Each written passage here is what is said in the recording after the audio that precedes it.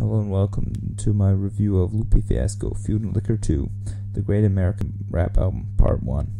On this album you hear Lupe Fiasco talking as usual, over this time a decently produced beats. It's definitely a step up from Lasers, but that isn't saying much.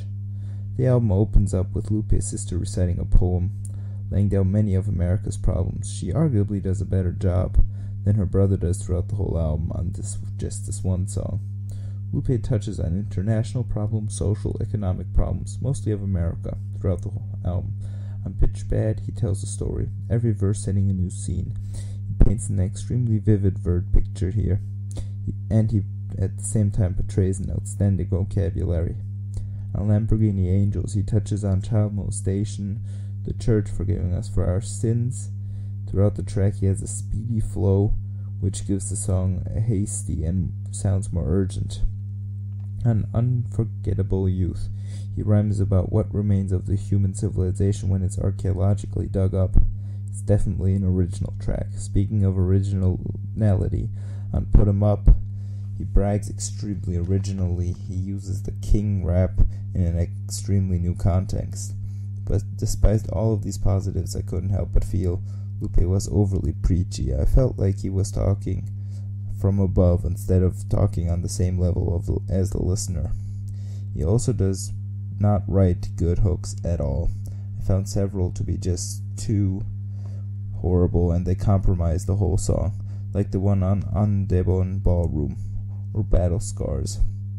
As well, Lupe can be overly sentimental, and some of the songs just sound sugar-coated and sweet, just doesn't fit, like the song Heart Donor. Production-wise, for the first half of the album, he chose a little bit softer beats in the style of the club bangers. They work, but at the other time they also sound pretty confused, as if Lupe didn't know what he was going for. On the second half, you have a lot, and I mean a lot, of sung features and an overall bright feel. I don't think it particularly fits with his subject matter or the sound that he's going for, at least sonically. It's a shame I didn't enjoy this album more than I did.